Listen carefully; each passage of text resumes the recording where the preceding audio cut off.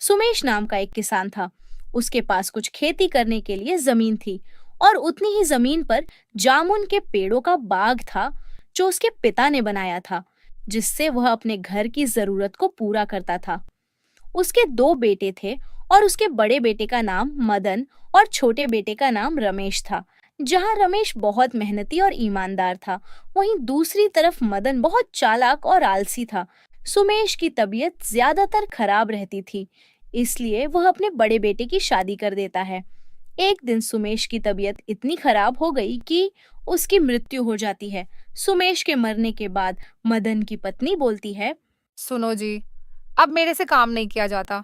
तुम सासू माँ को बोल के बंटवारा कर लो। अरे, अभी पिताजी को गए कुछ ही दिन तो हुए हैं। ऐसे में माँ को बंटवारे के लिए कैसे बोल दूं?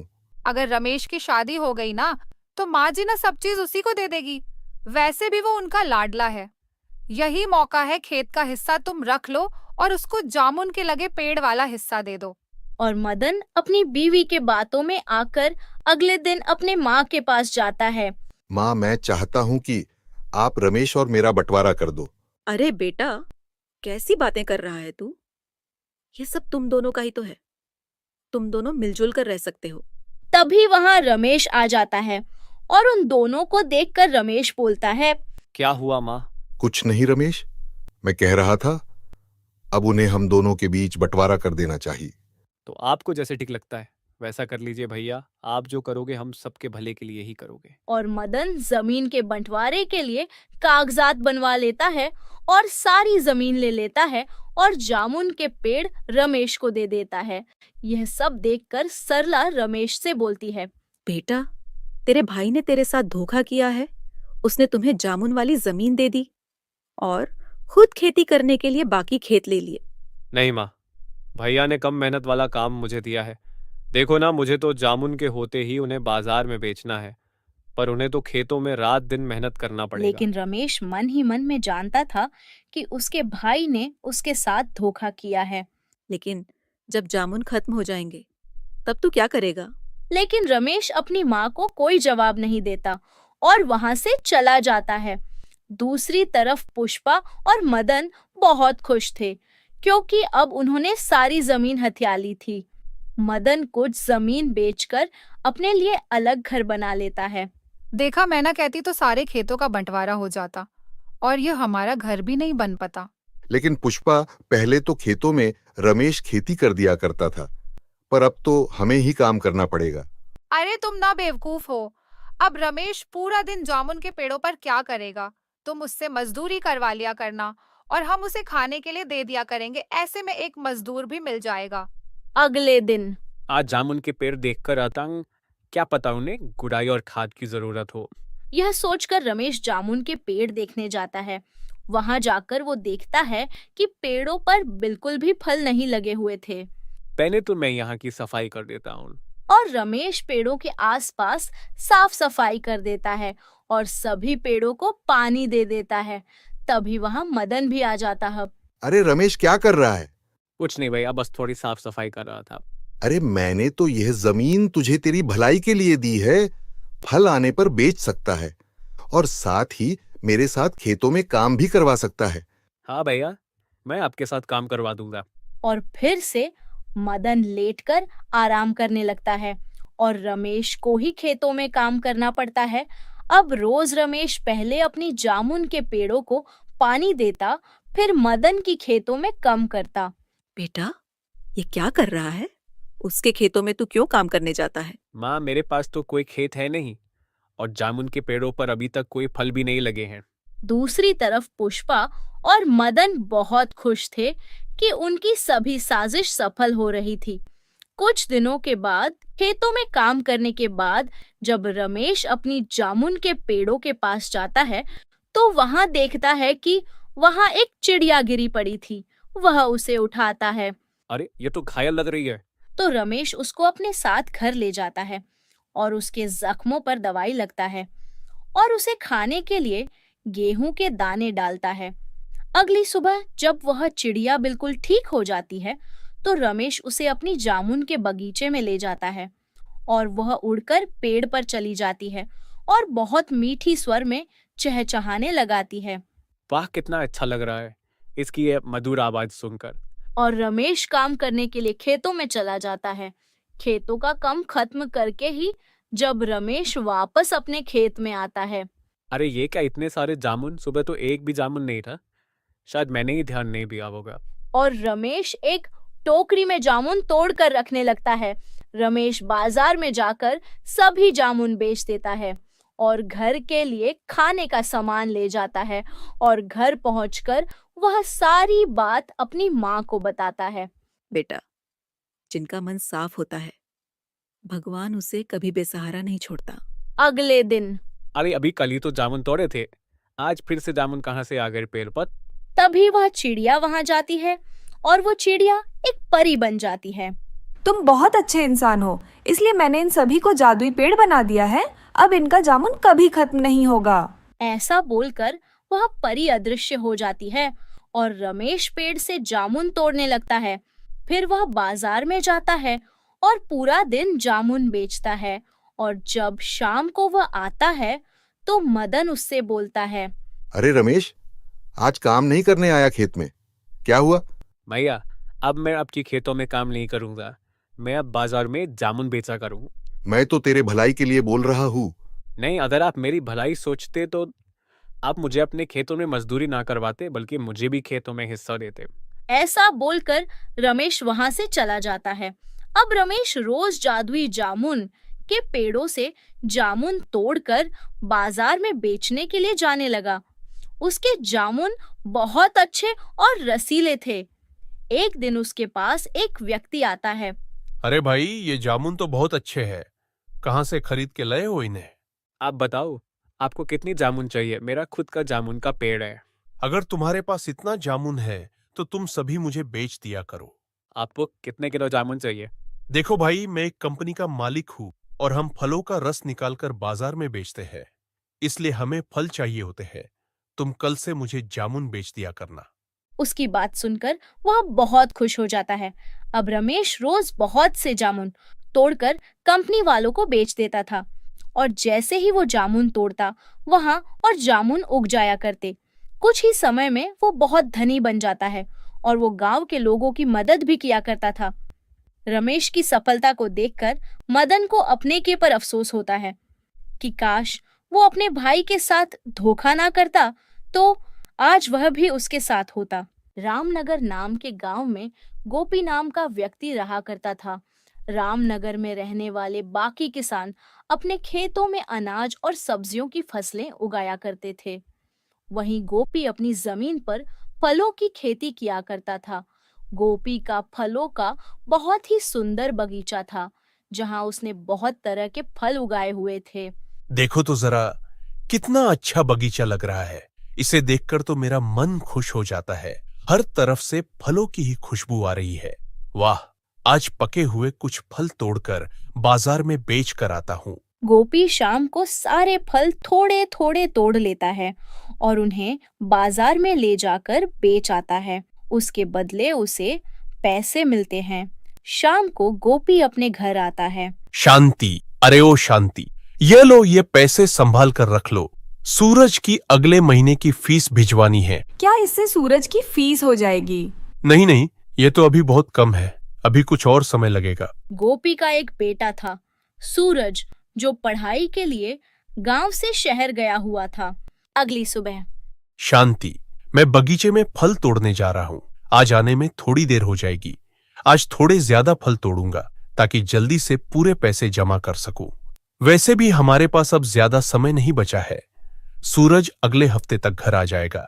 ठीक है जी, आज ना मैं भी आपके साथ चलती हूँ। फल तोड़ने में आपकी मदद करूंगी तो काम भी समय से हो जाएगा। उसके बाद दोनों अपने बगीचे में जाते हैं। वाह जी, कितनी अच्छी खुशबू आ रही है। अच्छा, चलो चलो, अब जल्दी से काम पर लग जाते हैं। दोनों सभी फलों को थोड़ा थोड़ा तोड़कर कुछ टोकरियों में भर लेते हैं। शांति, अब तुम ना घर जाओ। मैंने सुबह ही टेम्पू वाले को बोल दिया था, वह आता ही होगा। उसी में रखकर मैं ये सारे फल बेच कर आऊंगा। और शांति अपने घर आ जाती है। अशोक अपना गाड़ी लेकर गोपी के बगीचे में आता है और वह इतने सारे फल देखकर हैरान रह जाता है। अरे वाह गोपी भाई, क्या बगीचा तैयार किया है आपने। एकदम रसीले फल है। सब भगवान की दुआ है। उसी गांव में चंदू रहता था, जो गोपी का पड़ोसी था। अरे ये गोपी अपने फलों से भरी गाड़ी लेकर कहाँ जा रहा है? मुझे भी इसी की तरह फलों का बगीचा लगाना चाहिए था। चंदू गोपी के फलों की पैदावार से बहुत जलता था। इधर गोपी सारे फल बाजार ले जाता है। आज फिर गोपी को उन ताजे फलों के अच्छे पैसे मिलते हैं। रात को गोपी अपने घर आ जाता है जी आप ना जल्दी से हाथ मुंह धो लो, मैं खाना लगा देती हूँ। और वो दोनों खाना खाने बैठ जाते हैं। तुम्हें पता है शांति, ताजे फल देखकर न सारे दुकानदार वाले मेरे फलों को खरीदने के लिए टूट पड़ते हैं।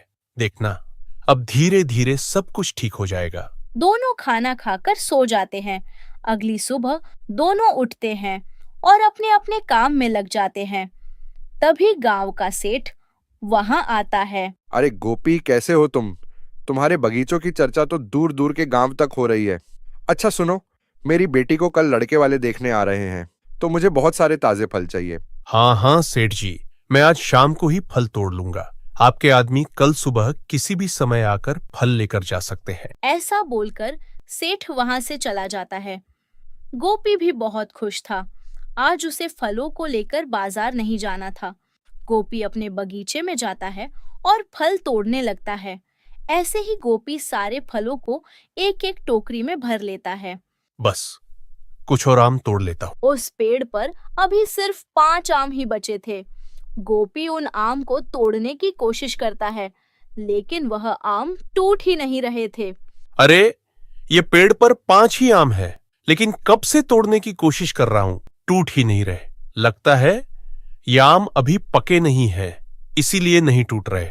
गोपी उस आम को छोड़कर दूसरे आम के पेड़ से आम तोड़ता है और शाम तक सारे फल अपने घर ले जाता है।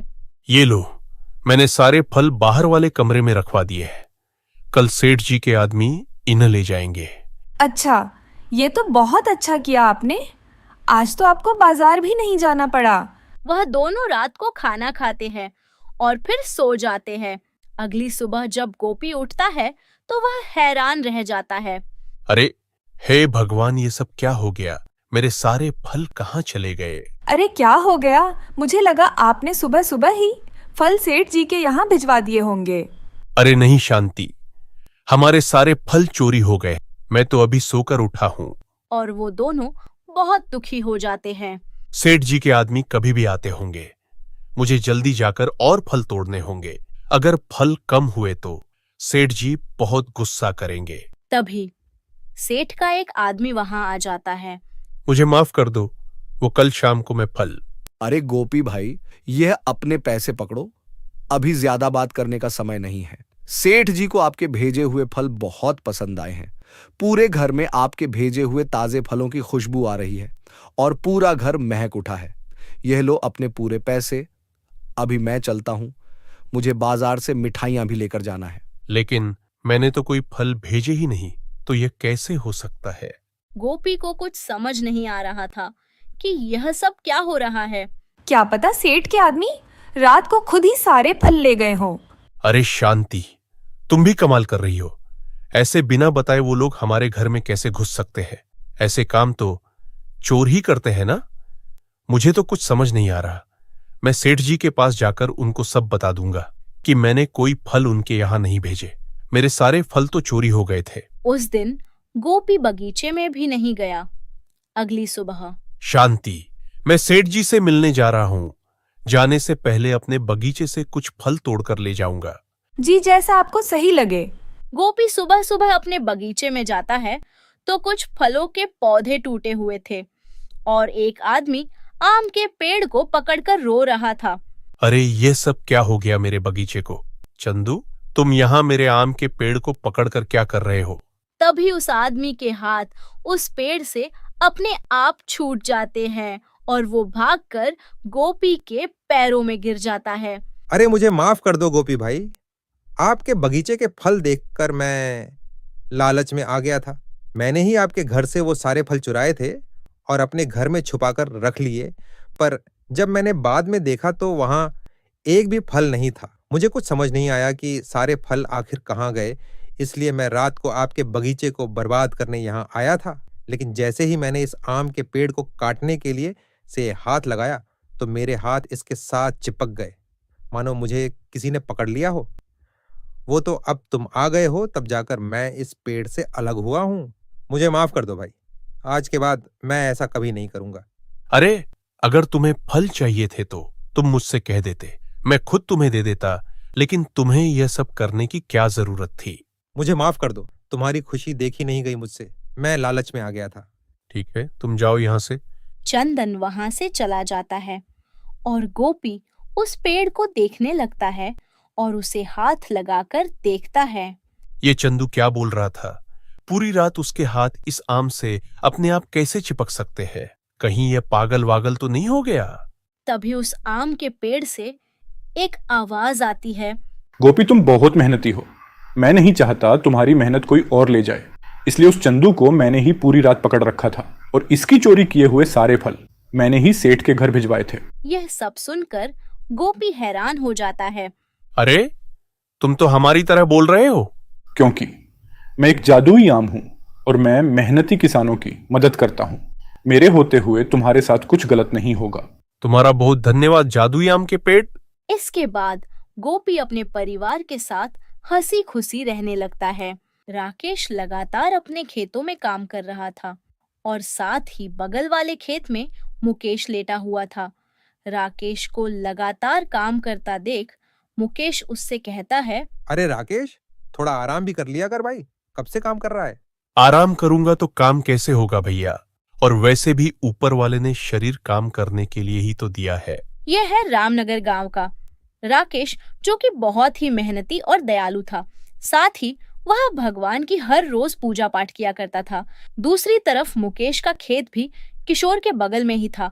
मुकेश थोड़ा कामचोर और लालची किस्म का व्यक्ति था। वह अपने खेतों में काम कम और आराम ज्यादा करता था। सुबह से दोपहर हो गई। राकेश ने आधे से ज्यादा खेत की खुदाई कर दी। अब राकेश को जोरों की भूख लगी तो उसने अपना रोटी का डब्बा खोला और पेड़ों की छांव में बैठ गया।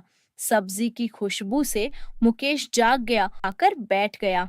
अरे वाह, कितनी अच्छी खुशबू आ रही है। भैया राकेश, जरा मुझे भी तो अपना खाना चखा। हाँ, लो ना भाई।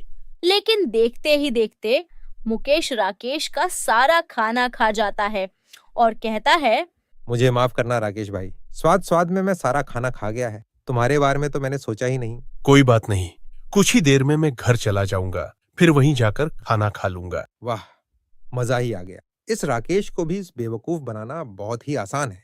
कुछ देर बाद दोनों अपने अपने घर चले जाते हैं। ऐसे ही कुछ दिन बीत जाते हैं। फिर एक रोज राकेश अपना एक आलू उखाड़ता है और देखता है कि उसकी जड़ में बहुत सारे अच्छे आलू लगे हुए हैं और इसे देख राकेश खुश होकर कहता है, वाह, क्या बढ़िया आलू की खेती हुई है इस बार। पास में ही अपने खेत में खड़ा मुकेश यह देख रहा था। अरे वाह, इसके खेत में क्या बढ़िया आलू हुए हैं। मेरे में भी ऐसे ही आलू हुए होंगे, मैं अभी जाकर देखता हूँ। लेकिन जब वह पौधा उखाड़ कर देखता है तो उसके खेत में छोटे और थोड़े आलू ही होते हैं। यह देख मुकेश को बहुत गुस्सा आता है, लेकिन वो झूठी ही राकेश से कहता है कि उसके खेत में बहुत ही अच्छे आलू हुए हैं। अरे वाह, ये तो बहुत ही अच्छी बात है। मेरे खेत में भी अच्छी फसल हुई है। कल ही चलकर बाजार में आलू बेच आते हैं। हाँ ठीक है। अगले दिन दोनों अपने अपने आलू लेकर बाजार आ जाते हैं। मुकेश भाई, आज तो आलू की अच्छी कीमत है, फिर भी आप इतने थोड़े ही आलू क्यों लाए हो? वो क्या है ना, मेरी तबीयत कुछ ठीक नहीं है भैया, इसीलिए थोड़ा ही आलू निकाल पाया। फिर दोनों के पास ग्राहक आने लगते हैं और शाम तक उनके सारे आलू बिक जाते हैं। घर आकर मुकेश अपनी पत्नी से कहता है, तुम जानती हो, इस साल बाजार में आलू के अच्छे दाम हैं और इस बार मेरे और राकेश के अलावा गांव में किसी और ने आलू की फसल नहीं उगाई और उस राकेश के खेतों में तो आलू की पैदावार बहुत ही अच्छी हुई है। हमें अब जल्दी ही उसका कुछ करना होगा, नहीं तो वह ज्यादा पैसे वाला हो जाएगा। तुम ठीक कहते हो जी, हमें जल्द से जल्द कोई तरकीब सोचनी होगी।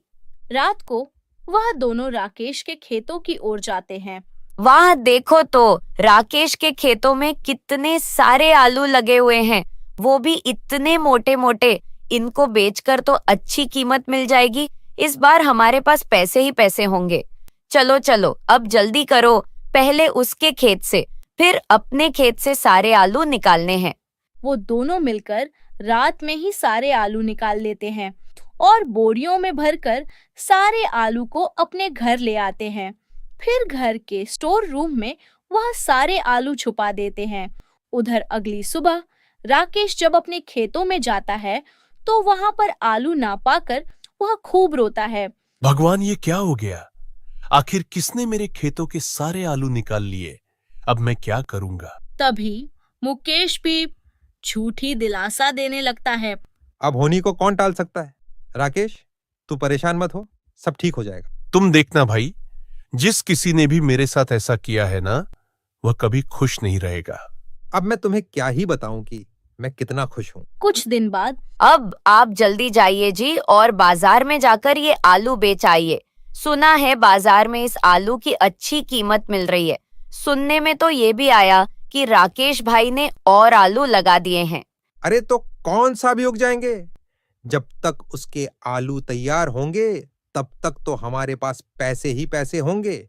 और रही आलू बेचने की बात तो अभी नहीं, कुछ दिन बाद बेचूंगा जब दाम और भी ज्यादा बढ़ जाएंगे।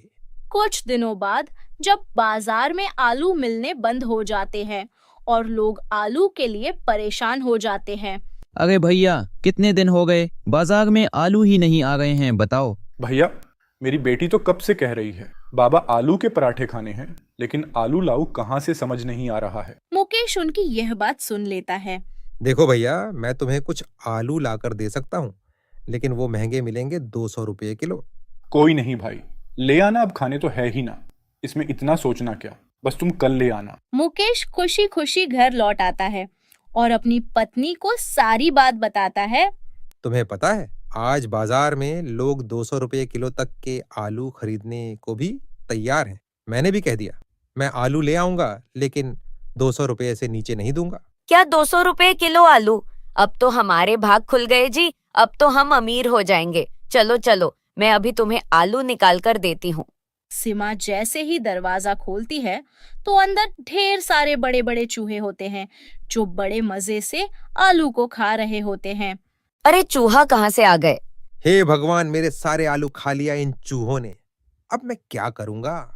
दोनों लालची पति और पत्नी सर पर हाथ रखकर बैठ जाते हैं और उधर राकेश के घर एक भूखे साधु बाबा आते हैं जिन्हें किशोर अपने हिस्से की रोटी भी खाने को दे देता है। अब उसके घर में कुछ भी नहीं बचा होता। बाबा अपनी दिव्य दृष्टि से सब पता लगा लेते हैं। फिर वह किशोर को एक बोतल में गंगा जल देते हैं और उसे अपने खेतों में छिड़कने के लिए कहते हैं। किशोर वह गंगा जल अपने खेतों में जाकर छिड़क देता है। अगले दिन जब राकेश अपने खेत में आता है तो उसके खेतों में आलू पककर तैयार हो जाता है। यह जादुई आलू देख किशोर बहुत खुश होता है। फिर वह जैसे ही आलू का पौधा निकालता है तो उसकी जगह नए आलू अपने आप ही उग जाते हैं। यह देख किशोर बहुत खुश होता है। फिर उन आलू को ले जाकर बाजार में बेच आता है 200 रुपये के हिसाब से। अब उसकी काफी कमाई होने लगती है और कुछ ही दिनों में वह बहुत अमीर हो जाता है। सोनपुर नाम के एक गांव में मिंटू अपने माता पिता के साथ रहता था। उसके पिता एक गरीब किसान थे। वह खेत की एक छोटी सी जमीन पर फसल उगाकर उसी से अपना घर चलाया करते थे। वे लोग बहुत ही गरीब थे, इसलिए कभी कभी उन्हें कुछ दिन सादा भात खाकर भी काम चलाना पड़ता था। माँ, मुझे बहुत भूख लगी है, मुझे खाना दे दो। बेटा, खाने में तो बस आज यह सादा भात बना है। कुछ दिनों से सब्जियां बेचकर तेरे पिताजी की अच्छी कमाई नहीं हो रही, इसलिए घर में खाने को और कुछ भी नहीं है। कोई बात नहीं माँ, तुम मुझे सादा भात ही दे दो। मिंटू देखता है कि पतीले के सारे चावल उसकी माँ उसकी थाली में डाल रही है। उन्होंने अपने खाने के लिए थोड़े से भी चावल नहीं बचाए, तो वह समझ गया कि घर में खाने के लिए सिर्फ इतने ही चावल है। अरे मुझे इतने सारे चावल मत दो माँ, मुझे इतनी भूख नहीं लगी है। तुम मुझे इसमें से आधे चावल ही दो, वरना फिर मेरा पेट दर्द करेगा। अरे लेकिन अभी तो तू कह रहा था तुझे बहुत जोर से भूख लगी है, तो फिर अब क्या हो गया? हाँ, तो इतनी ही भूख लगी है कि इसमें से आधे चावल खा पाऊं। इतने सारे चावल मैं नहीं खा पाऊंगा। इसमें से आधे चावल तुम खा लो, नहीं तो ये खराब हो जाएंगे। अच्छा ठीक है। मिंटू बहाना बनाकर अपनी माँ को भी आधे चावल खिला देता है, लेकिन इतने से चावलों से उन दोनों का ही पेट नहीं भरता। तभी घर के बाहर मिंटू के दोस्त उसे खेलने के लिए बुलाने आते हैं। अरे पप्पू, अरे जल्दी से बाहर निकल, चल नदी के किनारे खेलने चलते हैं दोस्त। माँ, मेरे दोस्त आ गए हैं, अब मैं खेलने जा रहा हूँ। ठीक है, लेकिन अंधेरा होने से पहले घर आ जाना। ठीक है माँ। मिंटू अपने दोस्तों के साथ खेलने चला जाता है। तभी खेलते खेलते वह सभी बच्चे बहुत थक जाते हैं। यार, मुझसे तो अब और नहीं खेला जा रहा, मैं तो बहुत थक गया हूँ। मेरा मन कर रहा है कि घर चला जाऊं। हाँ, मेरा भी मन घर जाने को कर रहा है। चलो सब घर चलते हैं। नहीं यार, अभी मैं इतना थक चुका हूं कि चल नहीं सकता। मैं यहाँ थोड़ी देर और बैठ जाता हूँ, उसके बाद घर जाऊंगा। तो फिर तू यहाँ पर बैठकर आराम कर, हम दोनों घर जाते हैं। ठीक है। मिंटू वहीं पर लीची के पेड़ के नीचे जाकर बैठ जाता है। इस पेड़ के ऊपर कितनी सारी स्वादिष्ट लीची लगी हुई हैं, लेकिन यह पेड़ तो बहुत ऊंचा है। मैं चाहकर भी इस पेड़ से इन लीची को नहीं तोड़ सकता। आज दिन में मैंने बस थोड़ा सा भात खाया था, मुझे बहुत जोर से भूख लग रही है। कितना अच्छा होता अगर यह लीची मुझे अपनी कुछ लीची खाने के लिए दे देता। मिंटू के इतना कहते ही पेड़ से कुछ लीचियां टूटकर मिंटू के पास आकर गिरती है, तो वह हैरान रह जाता है। अरे वाह, मैंने इस पेड़ से लीचियां मांगी तो उसने तुरंत ही लीचियां खाने को दे दी। एक बार और कोशिश करता हूं। लीची के पेड़, मैं तो इन लीची को खाकर अपना पेट भर लूंगा, लेकिन मेरे घर पर मां और पिताजी भूखे हैं। क्या तुम उनके लिए मुझे कुछ लीचियां दे सकते हो? मिंटू के इतना कहते ही टोकरी के अंदर रखी हुई बहुत सारी लीचियां उसके सामने आ जाती है। इसका मतलब यह मेरा भ्रम नहीं है, यह लीची का पेड़ सचमुच में कोई जादुई पेड़ है। तुमने ठीक पहचाना मिंटू, मैं जादुई लीची का पेड़ हूँ। जो भी नेक दिल इंसान मेरे पास आकर मुझसे कोई भी मदद मांगता है, मैं उसकी मदद जरूर करता हूँ। तुम मेरी एक और मदद कर सकते हो। हाँ हाँ कहो, तुम्हें मेरी क्या मदद चाहिए? कुछ दिनों से मेरे पिताजी का काम बिल्कुल भी अच्छा नहीं चल रहा। हमारा एक छोटा सा खेत है, पिताजी उसी खेत में उगी सब्जियां बाजार में बेचते हैं, लेकिन कुछ दिनों से हमारे खेत में सब्जियां ठीक से उग नहीं रही हैं, जिस वजह से घर में पैसों की बहुत परेशानी हो गई है। क्या तुम अपने जादू से हमारे खेत की फसल ठीक कर सकते हो? हमारे खेत में बहुत अच्छी फसल उगे, ऐसा करो ताकि हमारे घर में पैसों की परेशानी खत्म हो जाए। ठीक है मिंटू, तुम आज रात अपने खेत में जाकर खुद पानी देना। कल सुबह तक तुम्हारे खेत की फसल बिल्कुल हरी भरी हो जाएगी। ठीक है जादुई लीची के पेड़, मैं ऐसा ही करूंगा। अब अंधेरा होने वाला है, मुझे अपने घर जाना होगा, वरना मेरी माँ चिंता करेंगी। मिंटू अपने घर आकर अपनी माँ को जादुई लीची के पेड़ के बारे में सारी बात बताता है। अच्छा, यह सब कहानियां बनाने कहाँ से सीखी तूने? मुझे अच्छी तरह पता है। घर आने में तुझे देरी हो गई और मैं तुझे डांटू न, इसलिए मुझे यह कहानी बनाकर सुना रहा है। दिन पर दिन बहुत चालाक होता जा रहा है तू। मैं कोई कहानी नहीं बना रहा, मैं बिल्कुल सच कह रहा हूं। मैंने जादुई लीची के पेड़ से हमारा खेत ठीक करने के लिए कहा, तो उसने मुझसे कहा है कि मुझे आज रात खेत में पानी देना होगा, तो सुबह तक हमारा खेत बिल्कुल ठीक हो जाएगा। अच्छा ठीक है, नहीं डांट रही तुझे। अब यह कहानी सुनाना बंद कर, यह लीची खा और सो हो जा। तुम मेरी बात पर भरोसा क्यों नहीं कर रही? और मैं अभी नहीं सोऊंगा, अभी तो मुझे खेत को पानी देकर आना है, उसके बाद ही मैं घर पर आकर सोऊंगा। इतना कहकर मिंटू अपने खेतों को पानी देने चला जाता है। खेत को पानी देकर वह वापस अपने घर आकर सो जाता है। आज इसे क्या हो गया जो इतनी रात को खेत में पानी देकर आया है? आज खेलकर देर से घर आया था, तो मुझे कह रहा था कि वहां पर मुझे जादुई लीची का पेड़ मिला, जिसने मुझे कहा कि अगर मैं अपने खेतों में आज रात को पानी दूंगा तो सुबह तक हमारा खेत बिल्कुल हरा भरा हो जाएगा। चलो कोई बात नहीं, इस बहाने कम से कम ये खेतों में पानी डालने तो गया। सभी लोग सो जाते हैं। मिंटू सुबह उठते ही चप्पल पहनकर खेत में जाने लगता है।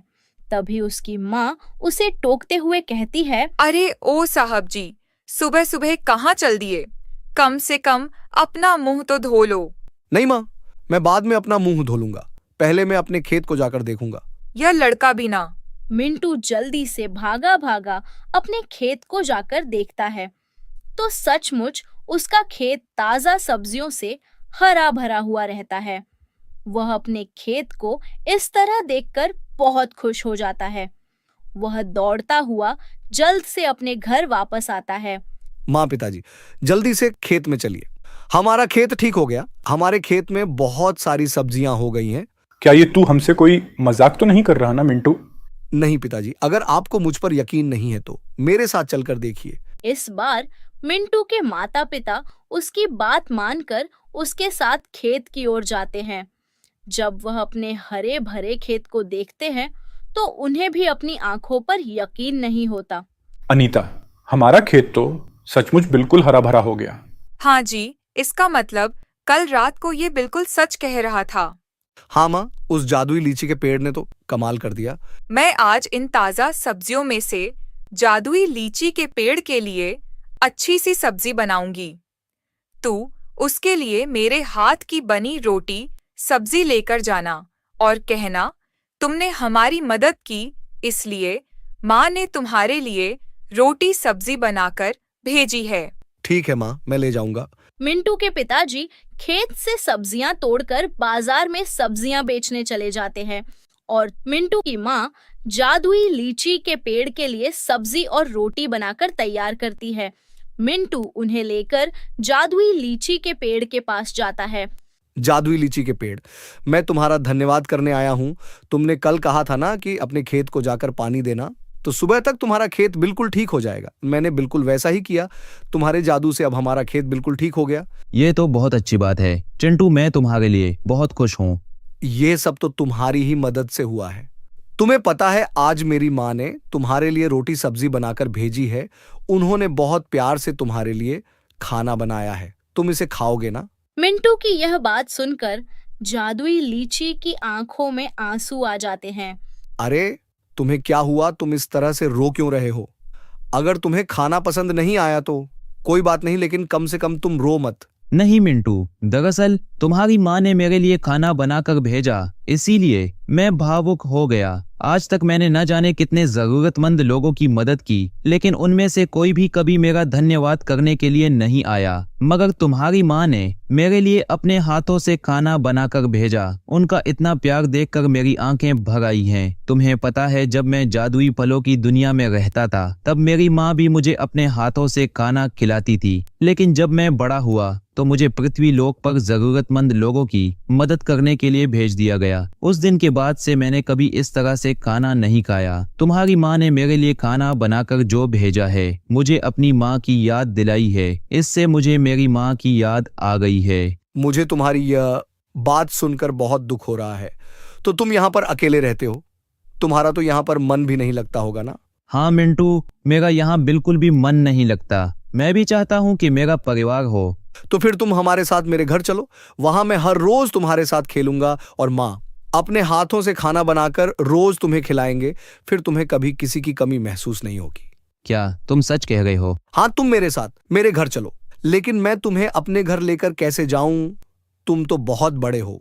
मैं अपने जादू से अपने आकार को छोटा कर लेता हूँ। फिर तुम घर में पहुंचकर मुझे मिट्टी में बो देना और मुझ में पानी डाल देना। मैं फिर से बड़ा हो जाऊंगा। उसी समय जादुई लीची का पेड़ अपने जादू से बिल्कुल छोटा हो जाता है। तो चिंटू उसे अपने हाथ में उठाकर अपने घर ले जाता है। वह उसे अपने आंगन में बोकर उसमें ताजा पानी डालता है। तो जादुई लीची का पेड़ फिर से उतना ही बड़ा हो जाता है। उनके आंगन में पहुंचकर जादुई लीची का पेड़ उनके टूटे फूटे पुराने घर को बिल्कुल नया बना देता है। अब वह सभी मिलजुल कर एक साथ खुशी खुशी रहने लगते हैं।